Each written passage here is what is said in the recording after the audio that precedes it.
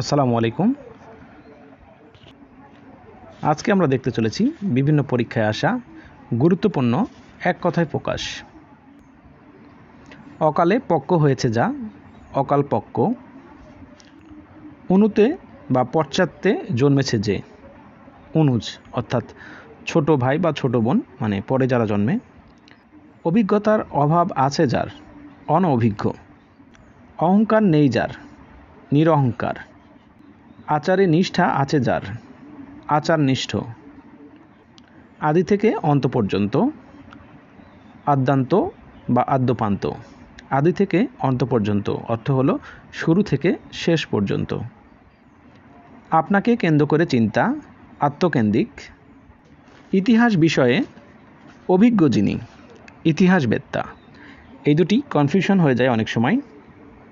ইতিহাস বিষয়ে অভিজ্ঞ যিনি ইতিহাসবেত্তা। ইতিহাস রচনা করেন যিনি ঐতিহাসিক। ইতিহাস বিষয়ে অভিজ্ঞ যিনি ইতিহাসবেত্তা।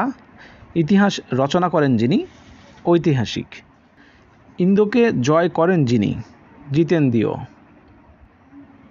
ঈষৎ আমিষ বা আঁশ গন্ধ যার আষ্টে। উপকারকারীর অপকার করে যে কৃতঘ্ন। উপকারকারীর অপকার করে যে কৃতঘ্ন। উপকারকারীর উপকার স্বীকার করে না যে অকৃতজ্ঞ। উপকারকারীর উপকার স্বীকার করে না যে অকৃতজ্ঞ। উপকারকারীর উপকার স্বীকার করে যে কৃতজ্ঞ। উপকারকারীর উপকার স্বীকার করে যে কৃতজ্ঞ। এক থেকে শুরু করে ক্রমাগত একাধিক ক্রমে। কর্ম সম্পাদনে পরিশ্রমী কর্মঠ। কোনোভাবেই যা নিবারণ করা যায় না অনিবার্য। চক্ষুর সম্মুখে সংঘটিত চাক্ষুষ। জীবিত থেকেও যে মৃত জীবন মৃত। তল স্পর্শ করা যায় না যার অতল স্পর্শী। পা থেকে মাথা পর্যন্ত আপাদমস্তক। ফল পাকলে যে গাছ মরে যায় ঔষধি। যা অতি দীর্ঘ নয় নাতি দীর্ঘ। যা কষ্টে জয় করা যায় দুর্জয়। যা কষ্টে লাভ করা যায় দুর্লভ। যা কোথাও উঁচু কোথাও নিচু বন্ধুর। যা ক্রমশ বর্ধিত হচ্ছে বর্ধিষ্ণু। যা খুব শীতল বা উষ্ণ নয় নাতিশীতোষ্ণ, মানে না শীত না গরম। যা দীপ্ত পাচ্ছে দে দীপ্যমান। যা দীপ্ত পাচ্ছে দে দীপ্যমান। যা পূর্বে ছিল এখন নেই ভূতপূর্ব। এই তিনটি বাগধারা একই রকম, যেগুলো হলো যা পূর্বে ছিল এখন নেই ভূতপূর্ব।